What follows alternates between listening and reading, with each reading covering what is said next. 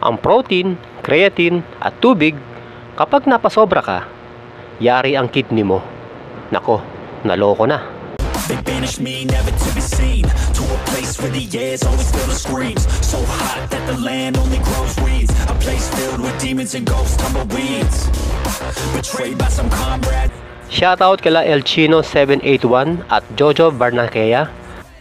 Salamat sa inyong suporta mga kaprakti. I'm a trainer.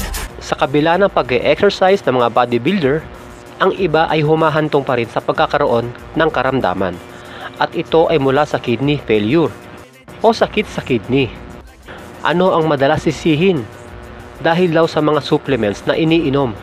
Sa video ito, aalamin natin bakit nga ba karamihan sa mga nagbubuhat ay nagkakaroon ng sakit sa bato. Maraming dahilan ang pagkakaroon ng kidney failure. Pero ang tatalakayan lang natin ay mga bagay na may kinalaman sa atin na mga nagwo-workout upang hindi humaba ang video ito.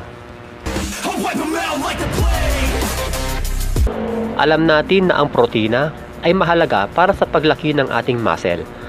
Kahit nga mali-mali ang ginagawa mo sa gym, kung sagana ka sa protein, ay lalaki pa rin ang katawan mo.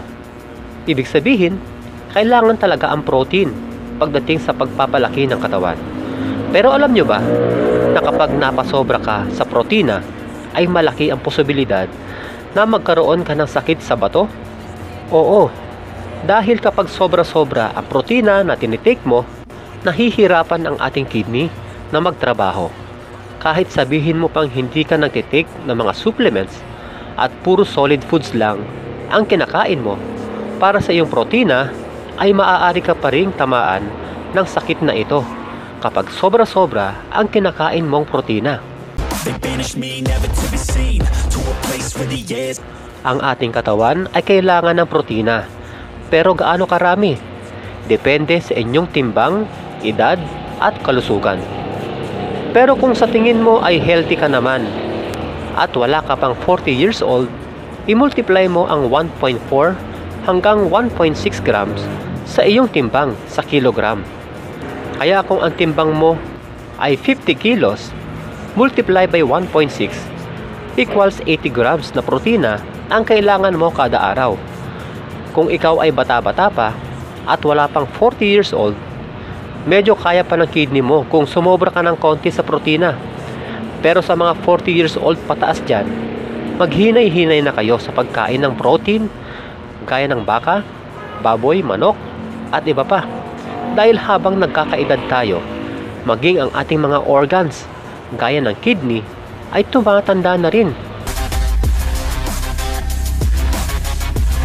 Ang creatine ay kilalang kilala bilang water retention na siyang dahilan upang mabilis lumaki ang ating muscle.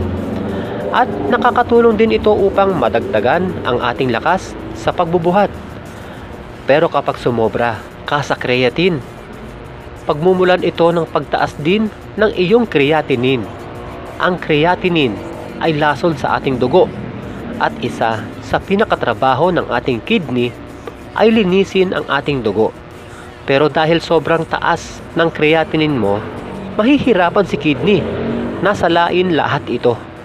Kaya ang resulta, madadamage si kidney. At ang pinakamalala, maaaring mauwi ito sa dialysis. Ang mga red meat gaya ng baka, baboy, at mga katulad nito ay mataas ang creatine ng mga ito. Ang problema kasi, ang lakas mo na nga sa mga karning ito, tapos nagtitake creatine supplements o kaya ay mass gainer, amino, o kaya ay whey protein. Karamihan dyan ay nagtataglay din yan ng creatine.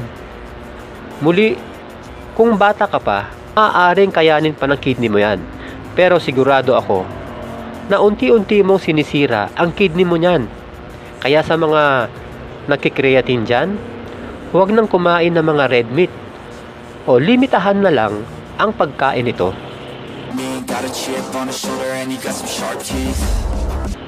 Ang pag-inom ng tubig ng sapat ay alam nating maganda sa ating kidney. Kaya tiyakin mong hindi konti ang naiinom mong tubig kada araw. Pero alam nyo ba na kapag naparami ka ng tubig, ay maaaring pagmulan din ng sakit sa bato? Oo mga kaprakti, ang pag-inom ng konti o kaya ay sobra ng tubig ay kapwa masama para sa ating kidney. Ang ideal na dami ng tubig ay 8 hanggang 10 baso kada araw. Yeah, I'm more than prepared. I've been prepping for this day and now it's Kaya ng nasabi ko kanina, maraming pwedeng maging dahilan sa pagkasira ng kidney. Ang 3 nabanggit ay ilan lamang sa mga ito na madalas na nagagawa ng mga tulad nating nagpapalaki ng katawan. Yung iba kasi, parang na-addict na sa pagpapalaki ng katawan. Yun bang obsessed na sila sa kanilang sarili? Kaya, napapasobra ng protein, creatine, at pag-inom ng tubig para mas mabilis daw ang paglaki ng muscle.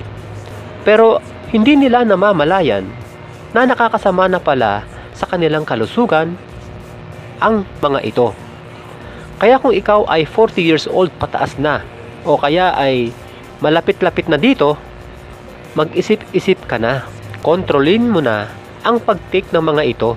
Para sa buong detalye ng kidney failure, nasa description ang mga links nila Dr. Gary C. at Doc Willie Ong. Hanggang sa muli mga kaprakti, God bless! better watch out, you ain't never seen a beast. I don't always have control, he could be me. Got a chip on his shoulder and he got some sharp teeth. And he won't